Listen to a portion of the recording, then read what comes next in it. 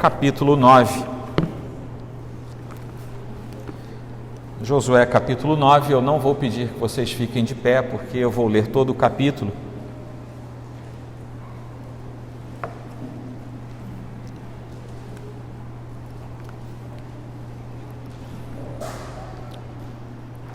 O título do sermão de hoje é Esperteza ou Desespero?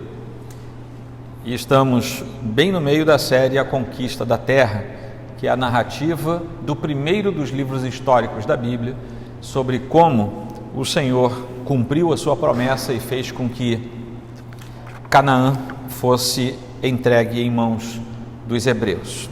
Assim diz a palavra de Deus.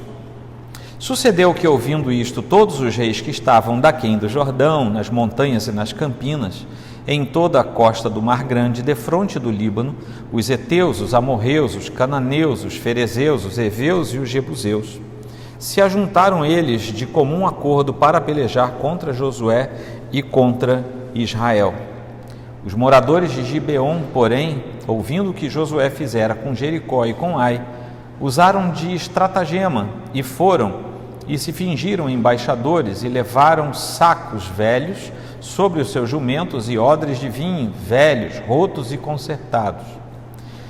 E nos pés sandálias velhas e remendadas e roupas velhas sobre si, e todo o pão que traziam para o caminho era seco e bolorento. Foram ter com Josué ao arraial, a Gilgal, e lhe disseram, a ele e aos homens de Israel, chegamos de uma terra distante, fazei, pois, agora aliança conosco. E os homens de Israel responderam aos heveus, porventura habitais no meio de nós, como, pois, faremos aliança convosco? Então disseram a Josué, somos teus servos. Então lhes perguntou Josué, quem sois vós? De onde vindes?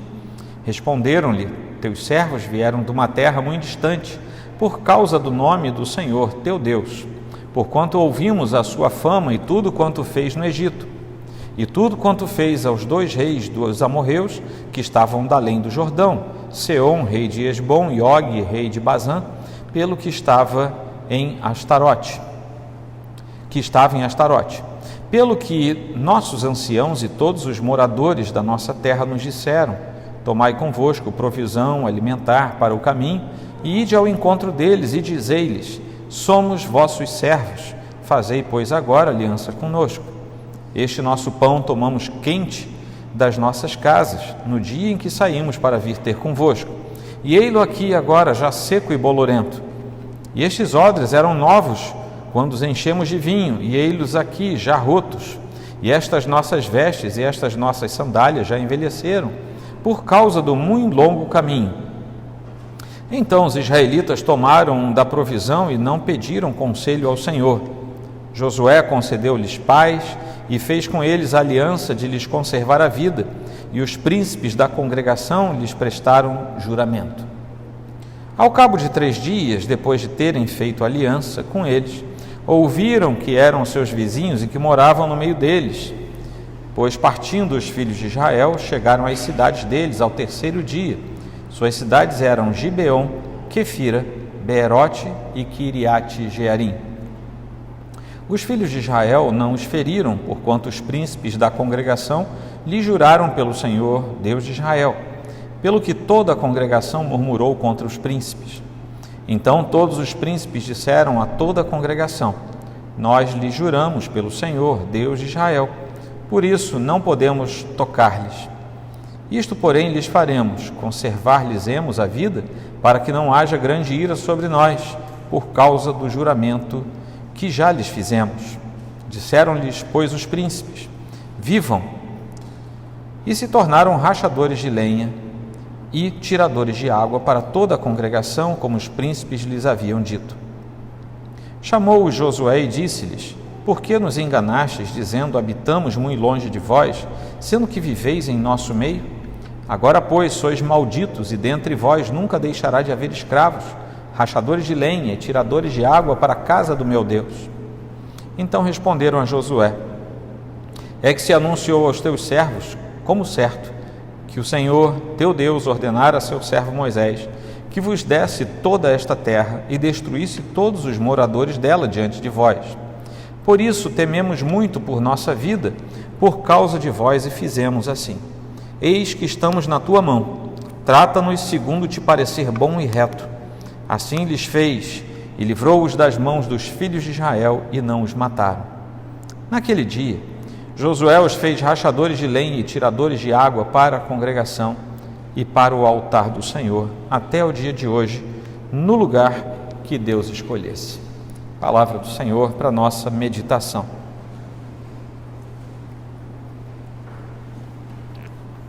Neste capítulo 9 de Josué, nós vemos um povo chamado aqui de Gibeonita, sabendo que o Senhor tinha dado ordens a respeito do povo que seria encontrado em Canaã, de que deveria ser destruído todo o povo ali encontrado. Então eles se disfarçaram, foram até Josué, procuraram Josué, diretamente a liderança, o próprio líder Josué, e por conseguinte também procuraram os anciãos, os príncipes da terra. Eles disseram que eram de um lugar muito distante, muito longe. Depois isso se revela como sendo falacioso, não era assim. Eles eram, na verdade, de um local relativamente próximo, mas eles aceitam servir Israel em troca de manterem a sua própria vida. Ou seja, eles se entregam a uma relação de suzerania a fim de preservarem a vida. Isso era muito comum nos povos antigos, mas não era previsto numa relação com Israel na tomada da terra de Canaã. Encantados com o discurso dos homens de Gibeon, tanto Josué quanto os príncipes se esqueceram de consultar ao Senhor. Não foram orar, não fizeram o dever de casa e aceitaram as palavras dos gibeonitas prontamente. O coração deles se encheu talvez de ternura ou de pena daqueles homens com aquela história tão mirabolante, e simplesmente ofereceram paz e juraram em nome do Senhor, como nós lemos aqui. O que nós aprendemos com esse episódio é que nós não devemos nos deixar levar pela aparência. Assim como o Senhor não vê a aparência, nós devemos nos esforçar para que não seja a aparência quem venha a nos fazer tomar decisões, porque os nossos olhos nos enganam, as nossas emoções nos enganam, e nós podemos ser enganados plenamente, como Josué e como aqueles homens de Israel foram. Aqueles homens de Gibeon estavam vestidos de religiosidade e vestidos também de mentiras. O adereço daqueles homens era mentira, e muita gente, nós sabemos, anda vestido de mentira e tentando de qualquer jeito enganar os incautos. E, meus irmãos, não se enganem, o povo da casa do Senhor não deve ser ingênuo nem tolo. A própria Escritura nos adverte, mas eu gostaria de dizer a você que é fácil, na maioria das vezes, enganar um crente, porque nós sempre temos aquela perspectiva, mesmo quando sabemos da falta de integridade do outro, nós temos aquela ideia, quem sabe o Senhor está fazendo a obra, quem sabe Ele se arrependeu desde a última vez, e assim nós vamos deixando que as nossas emoções e as percepções dos nossos olhos dominem as nossas ações, e muitas vezes nós somos enganados, como Josué e Israel foram enganados aqui. Essa história não termina tão ruim como poderia terminar, porque Deus tem algo que nós não temos, que é a graça salvadora, a sua misericórdia plena. E a despeito daquilo que façamos e a despeito daquilo que houve ali naquele trato entre Gibeão e Josué e Israel, a despeito de tudo, o Senhor derramou graça, e isso nós vamos ver ao final de tudo. Nós precisamos então ter muito cuidado e jamais nos esquecermos de que tudo que nós temos e somos vem do Senhor e não daquilo que está diante de nós.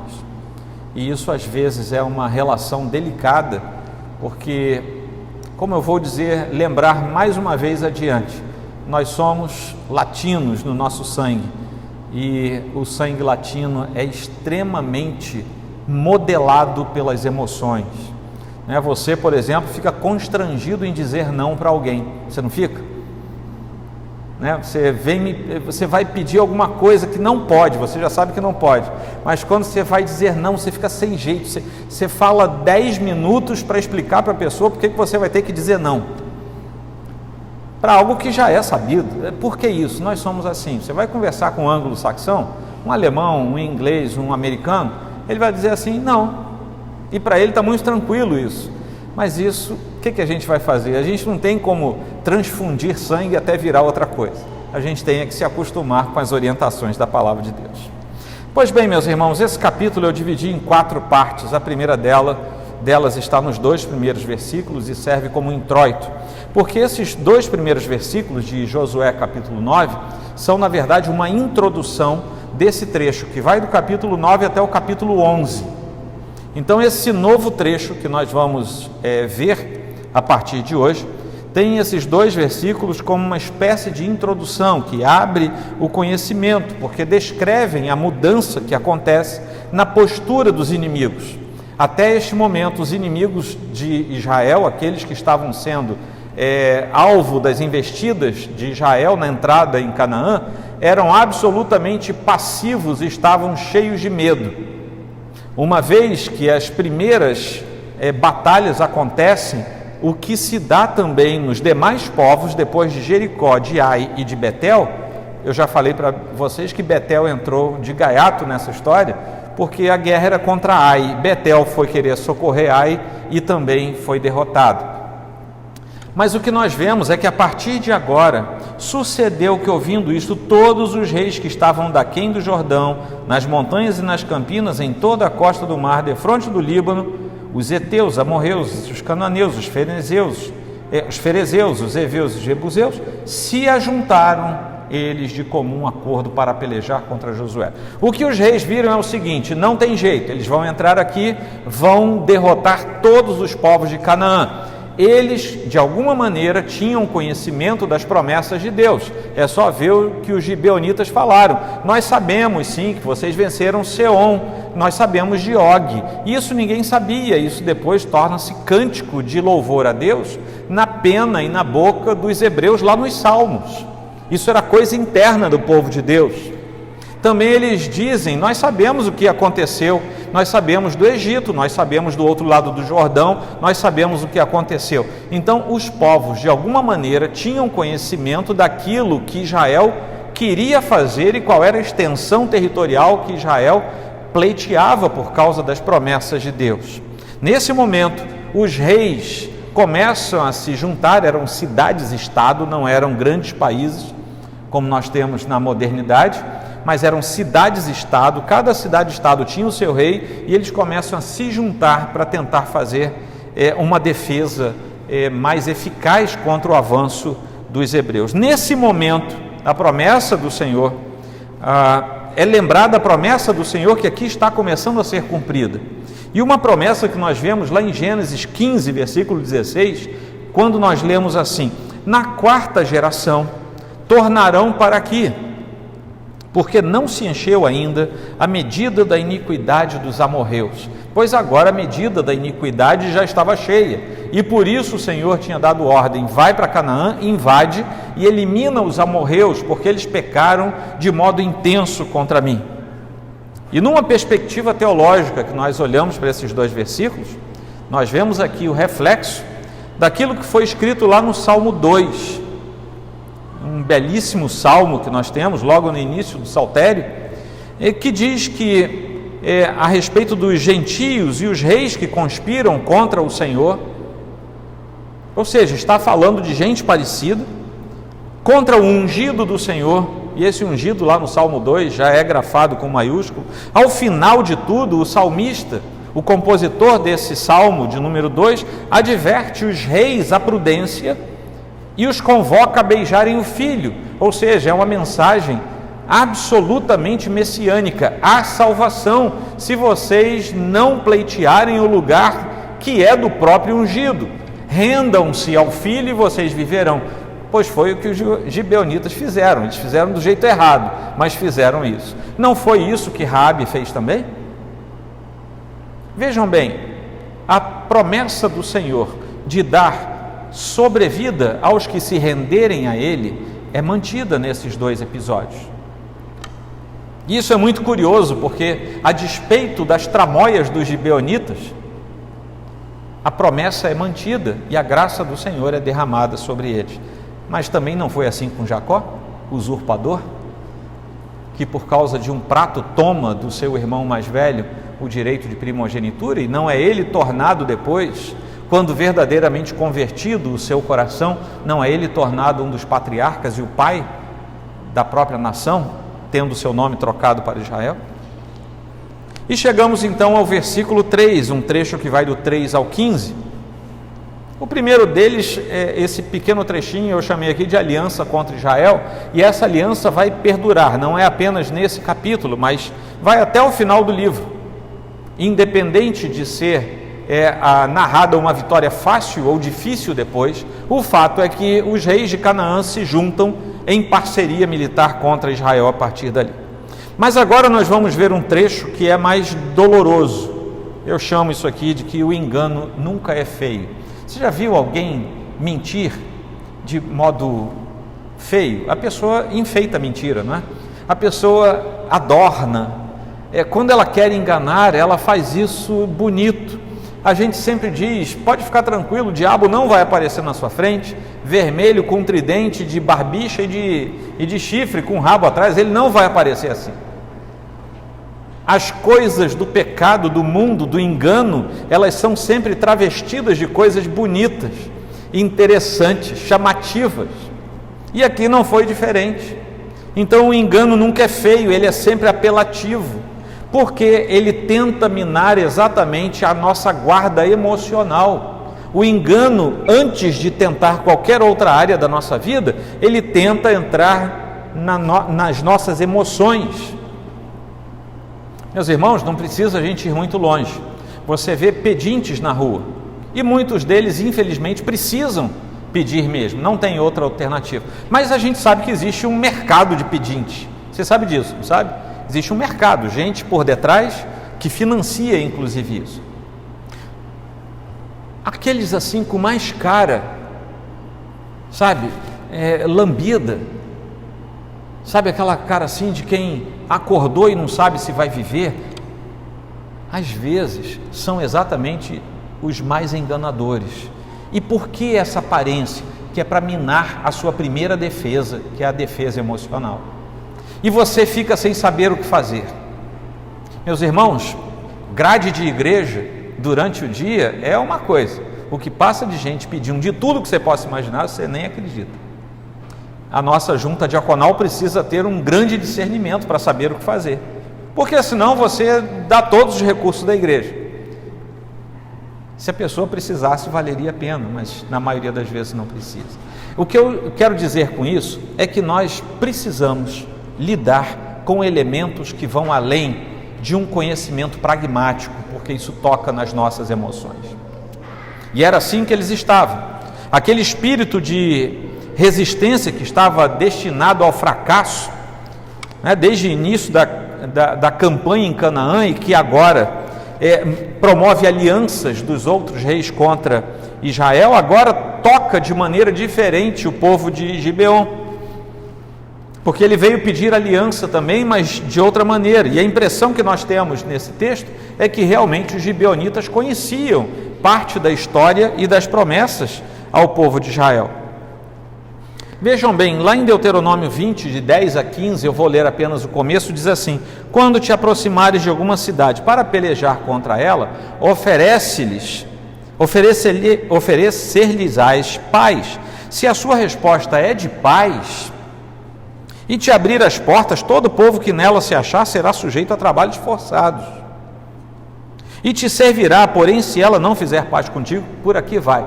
Vejam bem, o que os gibeonitas fizeram foi pegar esse conhecimento, que era do povo de Israel, e dizer assim: bom, a gente não sabe se eles vão chegar na nossa porta e dizer assim: vocês querem paz com a gente? O que a gente faz? Vamos lá e vamos forçar a paz. Foi isso que aconteceu. Mas Israel, a partir de Josué e dos anciãos, ele cumpre a palavra que foi feita diante de Deus, a promessa feita diante de Deus. Obviamente, eles prometeram, juraram sem consultar ao Senhor, e o engano teve guarida no coração de Josué, do resto da liderança. Curiosamente, no versículo 7 diz assim: e os homens de Israel responderam aos heveus: porventura habitais no meio de nós, como, pois, faremos aliança convosco? Vejam que nesse momento o povo é quem desconfia, porque os príncipes, os anciãos e o próprio Josué já tinham sido enganados. O povo chega a levantar essa desconfiança, mas depois isso é debelado. Aqui nos versículos de 7 a 10, começando por esse, os hebreus cometem 3 erros graves aqui nessa narrativa, e isso custa a eles uma aliança indevida com um dos povos da terra, porque a ordem de Deus é que aqueles povos fossem eliminados para que seus ídolos fossem eliminados juntos. 3 erros. O primeiro, eles permitem que os gibeonitas se aproveitassem de suas boas emoções. É disso que eu estou falando desde o começo. Segundo erro, eles deixam aflorar um misto de ego e de orgulho. Israel aqui foi muito parecido com Israel antes de ir a primeira vez contra Ai. Olha, nós acabamos de vencer Jericó, manda só meia dúzia de gente, porque Ai é uma cidadezinha desse tamanhozinho, não vai. E foi lá que Israel perde a sua primeira batalha em toda a campanha. Aí Deus conserta tudo, promove o conserto do povo. O povo vence Ai e vence Betel. Agora a mesma coisa acontece. Não, a gente está vencendo todo mundo, está todo mundo com medo. Esse povo veio de longe. Eles nem pararam para pensar: bom, se eles são de tão longe, para que eles querem aliança com a gente? Porque a distância que eles sugerem terem caminhado era uma distância para além de Canaã.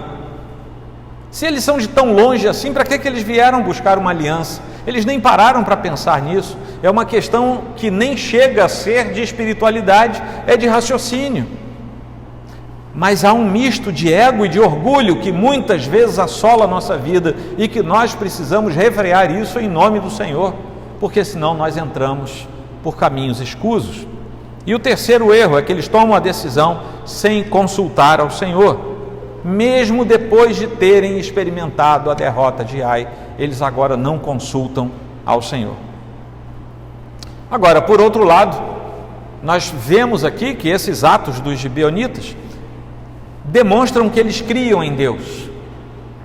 Assim como Raabe cria em Deus sem saber direito como deveria crer em Deus, os gibeonitas também demonstram que criam em Deus sem saber direito como deveriam crer em Deus. E isso é muito curioso, porque eles tinham plena convicção que seriam derrotados, como Raabe sabia que seria morta. E isso os move a que eles vão em busca da sobrevida. E com isso, eles se lançam nessa empreitada de engano.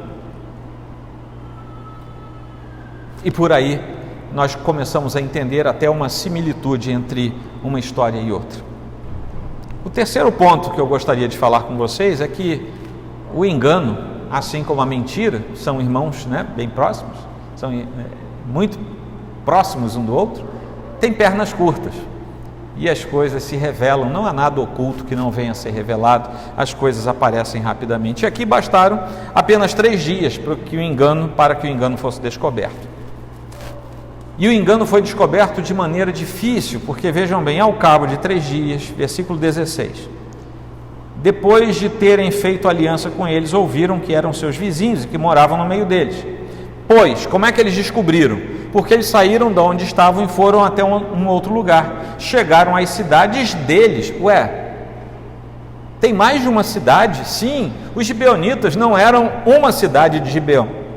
Era um conglomerado de pelo menos 4 cidades. E está aqui, Gibeon, Quefira, Beerote e Kiriat Jearim. Então a coisa tinha proporções muito maiores do que eles imaginavam. Não era uma cidade, era um grupo de 4 cidades grandes, porque nós vamos ver depois que Gibeão era uma cidade muito maior do que Ai. Isso está descrito aqui no capítulo 10.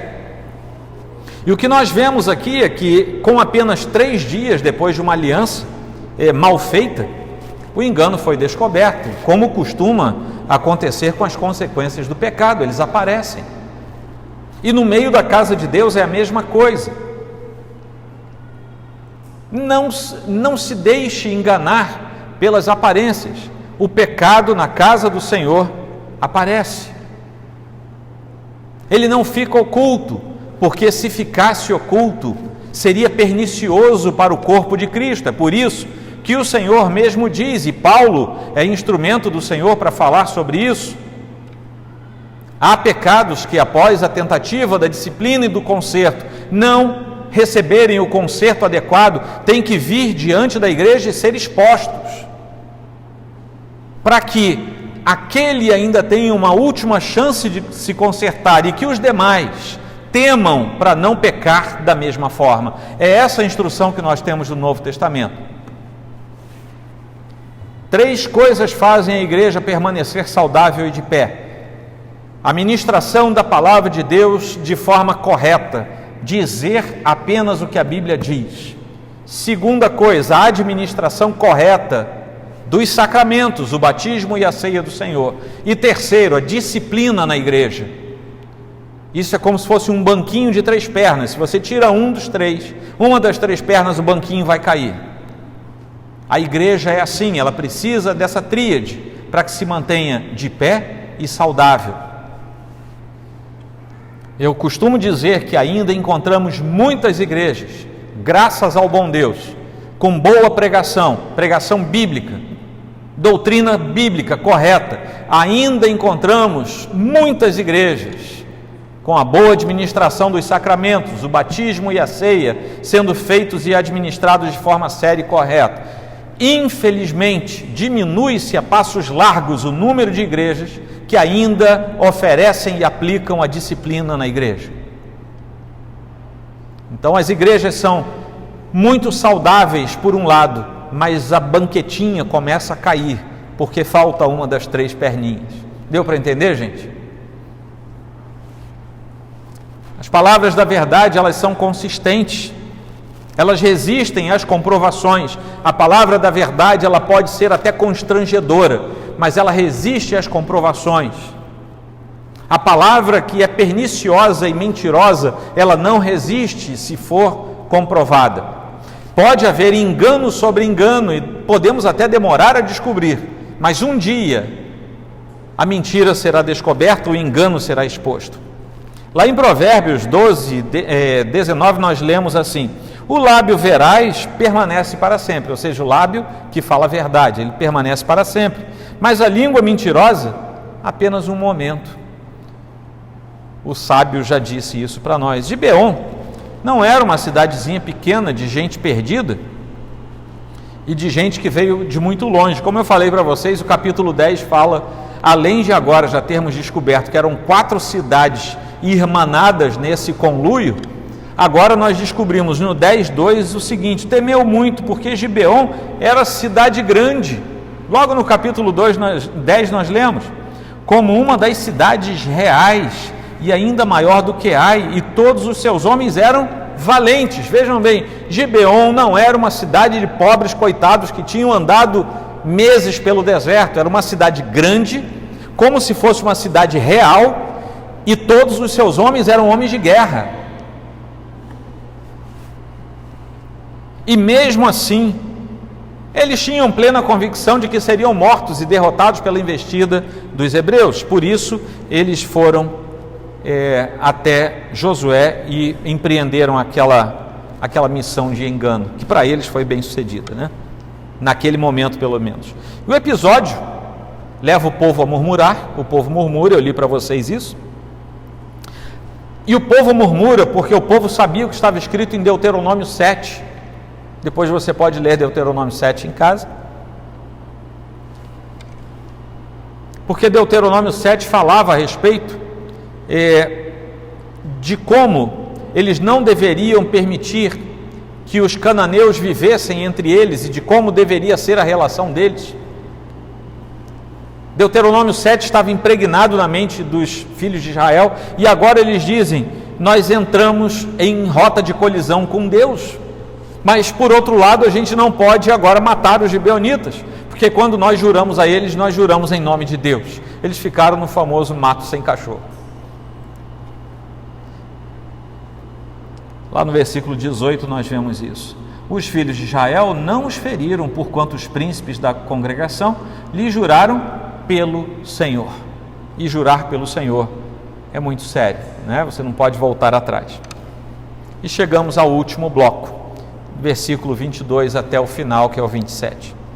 Josué reúne os gibeonitas, lá na frente já, chamou-os Josué e disse-lhes, ele reúne os gibeonitas, já estavam lá nas cidades, naquele conglomerado de cidades dos gibeonitas.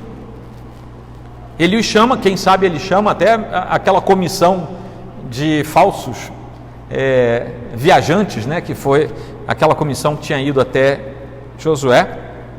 Ele descreve os seus feitos enganosos, ele descreve o que eles tinham feito, os amaldiçoa, e ele profere uma sentença pública ali contra os gibeonitas, e ele diz que eles deveriam ser a partir de então escravos, rachadores de lenha e apanhadores de água. Vamos lembrar, gente, que naquele tempo todo combustível partia da lenha ou do óleo vegetal, principalmente da oliva, mas era muito mais caro. O mais fácil era você ter lenha em casa.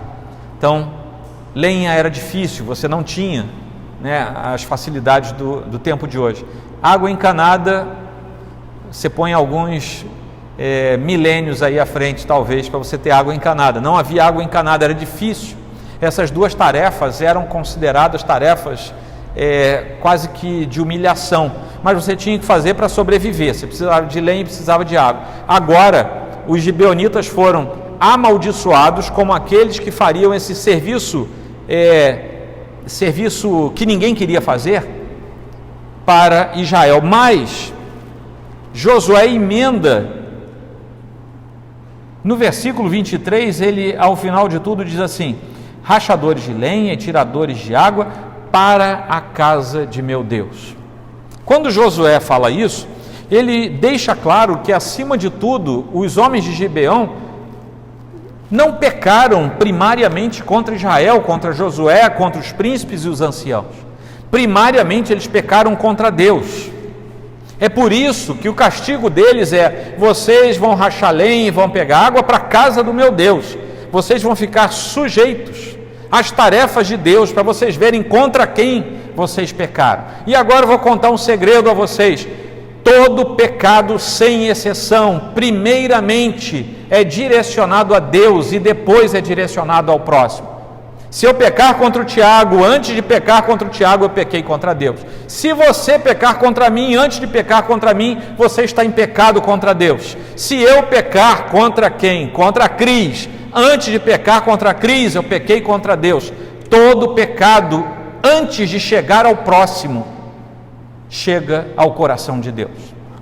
E isso fica evidenciado aqui. Enquanto você não corrigir o seu pecado contra o outro, você continua em pecado contra Deus. É por isso que a gente fala tanto aqui: não pega o pão e o cálice se você estiver em pecado, pela advertência da Bíblia inteira e pela advertência que nos é dada particularmente em 1 Coríntios, quando Paulo diz: vocês vão se tornar réus de juízo se fizerem isso indevidamente.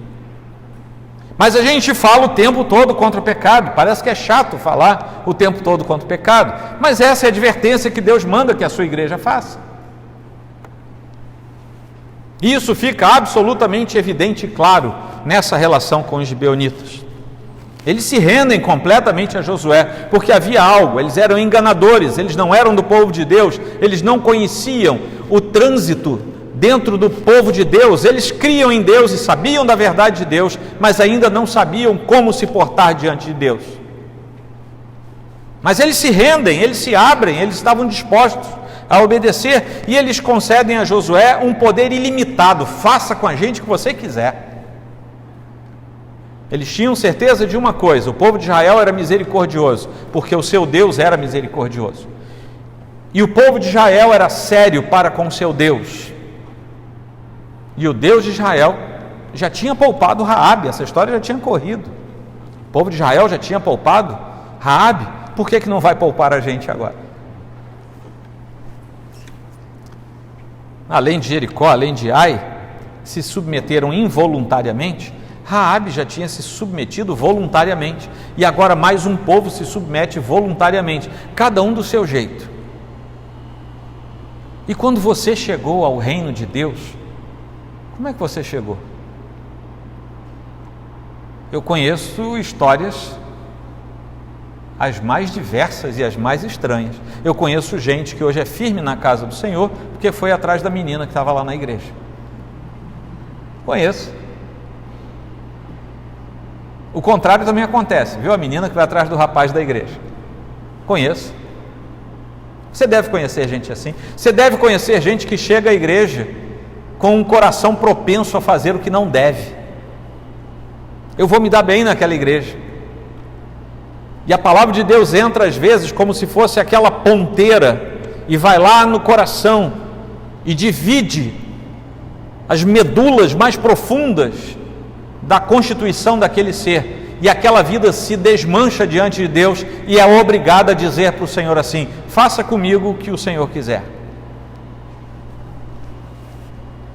Nós não temos um modelo, nós temos um modelo soteriológico. O que acontece em nível espiritual? O Senhor nos chama eficazmente, nós não resistimos, vamos até Ele. Agora, os meios que Deus usa para isso, nenhum de nós é capaz de eliminar, de traduzir, de imaginar completamente quais sejam eles. Porque Deus faz o que quer, do jeito que quer, na hora que quer, com quem Ele quer. Josué cumpre o que tinha falado e transforma e converte os gibeonitas em escravos, em tiradores de água e em rachadores de lenha. Ele faz isso mesmo. Eles se tornam servos braçais de Israel, isso está lá no versículo 23. E ao final ele demonstra uma preocupação, o autor sagrado demonstra uma preocupação em ressaltar que, a despeito do ocorrido, havia uma preocupação latente naquele momento com o verdadeiro e correto culto ao Senhor. Versículo 27, naquele dia Josué os fez rachadores de lenha e tiradores de água para a congregação e para o altar do Senhor, até o dia de hoje, no lugar que Deus escolhesse. Agora que vocês chegaram, é para estarem debaixo da sombra de Deus, no lugar que Deus escolher. Agora vocês não são mais os ignorantes que moram lá em Gibeon, Quefira, Beerote e Kiriat Jearim, apenas ouvindo falar de Deus. Agora vocês estão no meio do povo de Deus, seja lá como vocês tiverem entrado, mas o fato é que agora vocês precisam se render a Deus. Nas nossas igrejas é a mesma coisa. Há um número expressivo de pessoas que se acostumam com a igreja, mas nunca se rendem a Deus. É o joio. E eles precisam entender que ainda há tempo de rendição, mas esse tempo, ele é contado. Eu não sei qual é, mas o Senhor sabe. E eu gostaria de concluir com algumas palavras finais para vocês. Paulo fala que nós andamos por fé e não pelo que vemos. Está lá em 2 Coríntios 5:7. E é dessa forma que nós devemos nos portar do mundo, andando por fé e não pelo que nós vemos. Porque andar por fé não é caminhar no mundo da lua espiritual, não é isso. Andar por fé não é isso. Andar por fé não é você parar de pensar, não é você parar de usar a sua cognição, pelo contrário, é você usar tudo isso, todos esses atributos que Deus nos deu, de modo ainda melhor, ainda mais excelente, porque você estará desprovido das limitações da pecaminosidade geral. Mas sim, andar por fé é estar totalmente, sempre, numa completa dependência do Senhor, de tal forma que nós possamos perceber qual seja a sua orientação para tudo na nossa vida.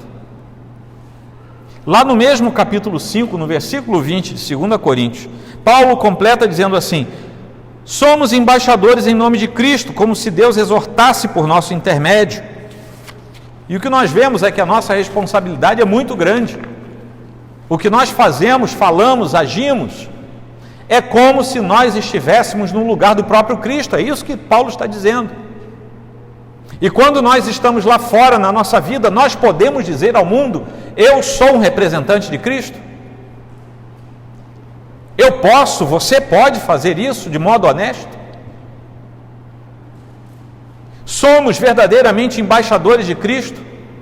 Eu já contei um monte de vezes aqui o que é embaixador no tempo do Império Romano. Não vou contar hoje de novo. Se você ficar curioso, me pergunta depois, que eu vou saber que você não estava nos cultos que eu falei. Mas olha só, embaixador de Cristo aqui é algo muito sério. Não é simplesmente você arranjar uma camiseta e botar ali, né, eu sou embaixador de Cristo. Não é isso. É você viver como embaixador, é viver como se fosse Ele próprio no meio deste mundo, de trevas, de denso pecado. Eu posso fazer isso? Você pode fazer isso?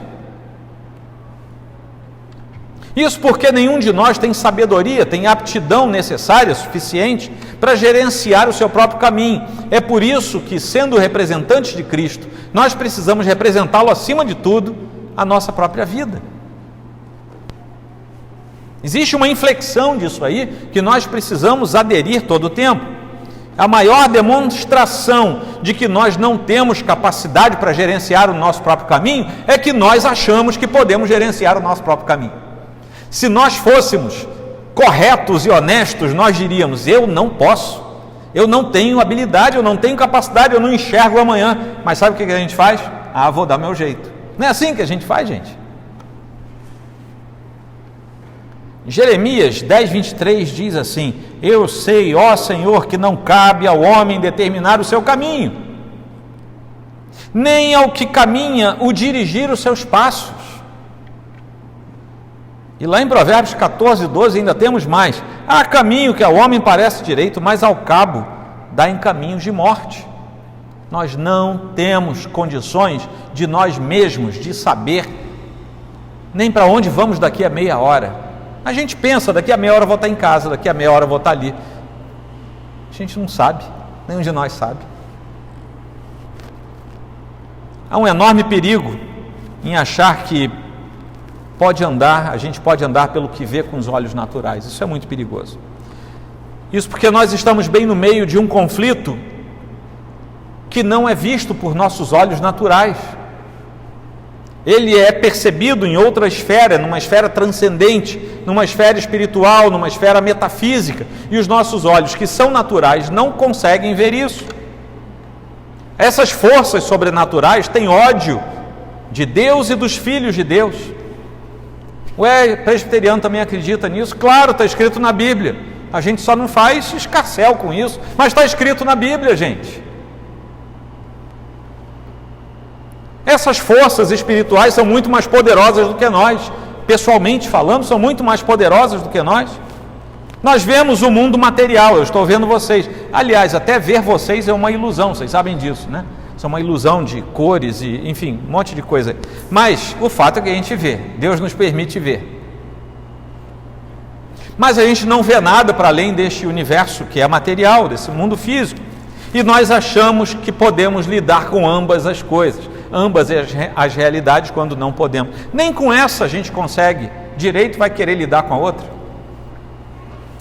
Não é tão simples assim, não é tão fácil assim. O que nós precisamos neste tempo da nossa caminhada é voltar a ouvir fundo no nosso coração o que Paulo fala lá na sua carta aos Efésios, no capítulo 6, entre os versículos 10 e 20. É lá que ele fala, mais uma vez, que ele é embaixador de Cristo. No final dessa história, ele diz novamente ser embaixador de Cristo. No meio da luta contra principados e potestades, com toda oração e súplica, orando em todo o tempo, no Espírito, e para isto vigiando com toda perseverança e súplica por todos os santos, e também por mim, para que me seja dada, no abrir da minha boca, a palavra para, com intrepidez, fazer conhecido o mistério do Evangelho, pelo qual sou embaixador em cadeias, para que em Cristo eu seja ousado para falar, como me cumpre fazê-lo. Existe redenção na história de Josué, capítulo 9. Porque Deus não fica restrito aos nossos projetos e aos nossos planos. Ele sabe como Ele vai salvar aquele que Ele quer salvar. E por incrível que pareça, no meio desse torvelinho do capítulo 9, Deus promove a salvação de pelo menos 4 cidades, como nós aprendemos ali, por causa dos gibeonitas.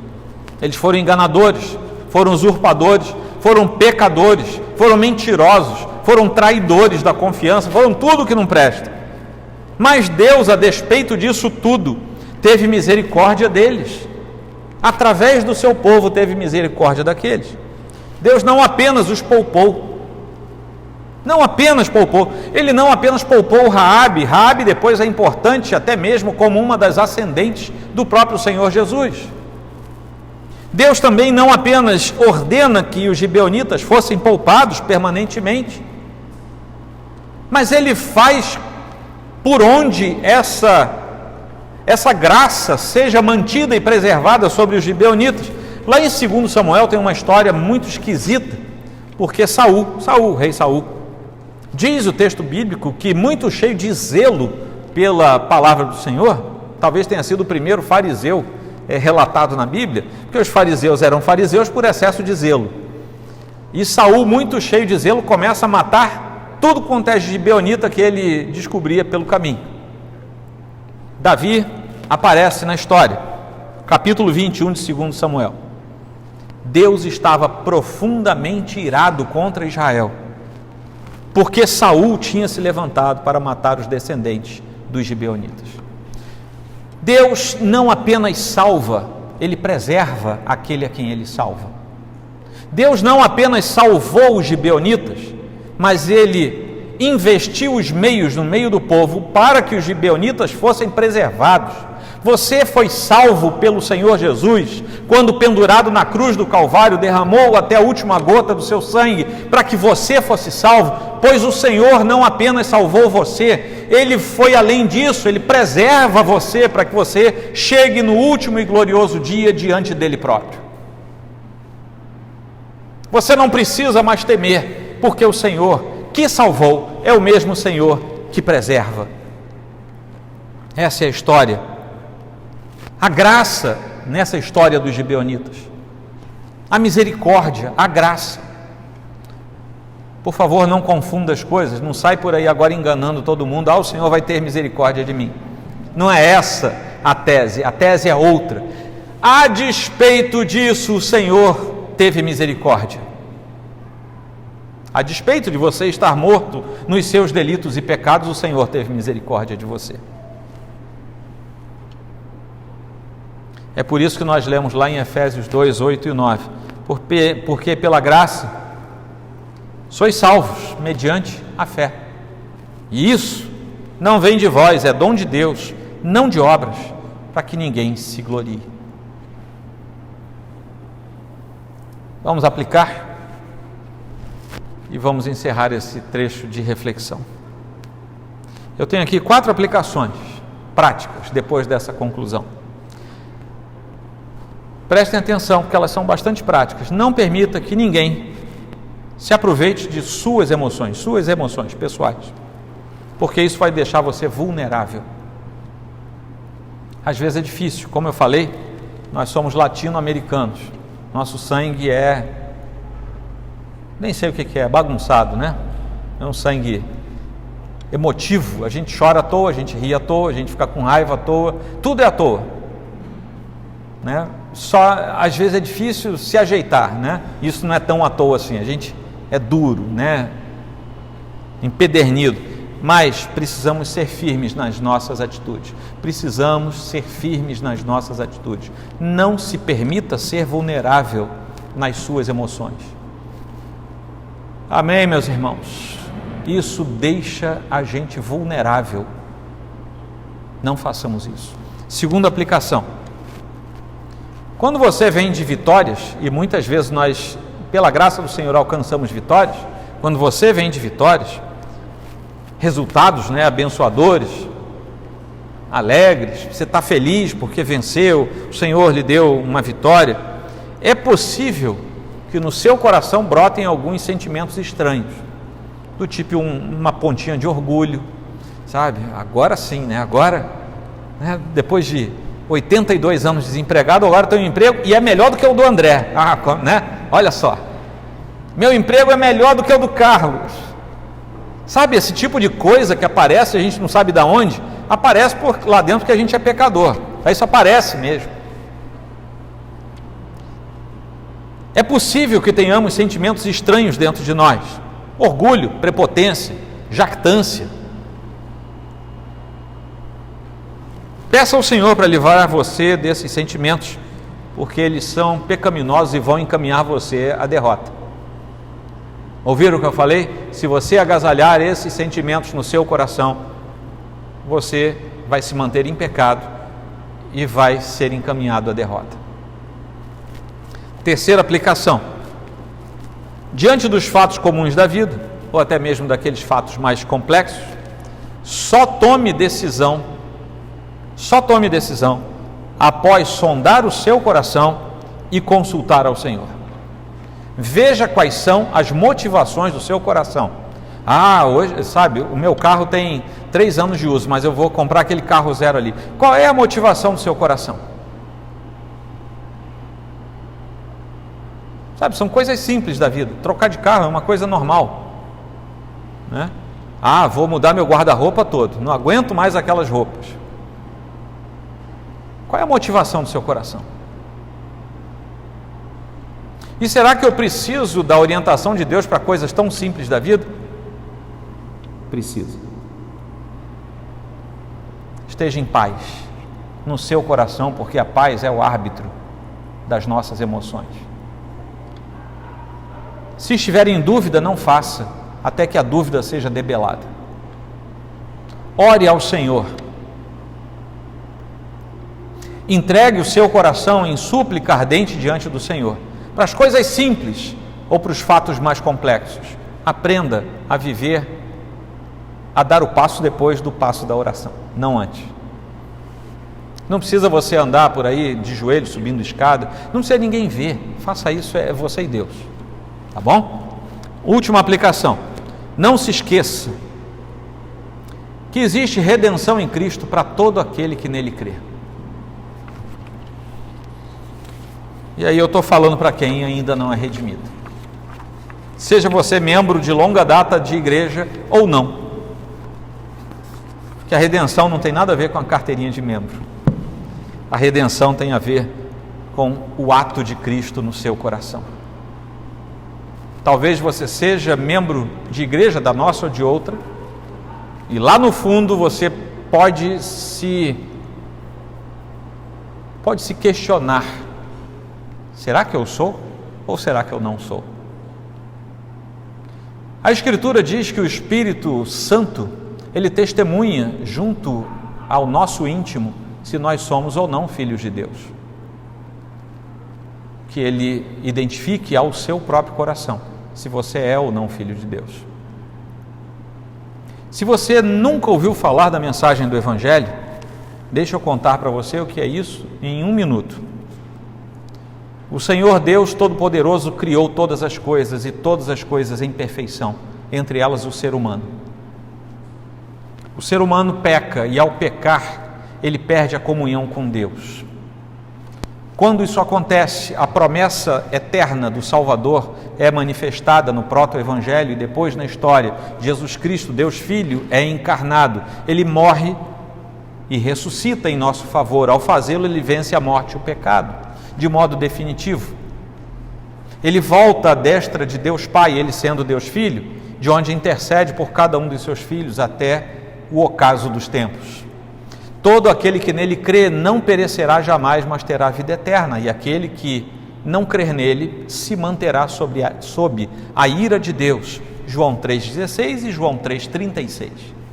Se você crê, é salvo. Se você não crê, se mantém debaixo da ira de Deus. Crer não é crer dizendo assim: ele existe mesmo. Isso não é. É crer para a salvação. Esse crer é dom de Deus. Se você crer, você será salvo. Se você ainda não creu, ainda é dia aceitável. Essa é a mensagem do Evangelho. Em 1 minuto você pode ouvi-la. eu quero orar com você, quero pedir que você incline a sua fronte. Nós vamos nos debruçar diante do Senhor. Eu peço que você silencie um pouquinho diante do Senhor e em seguida oraremos juntos.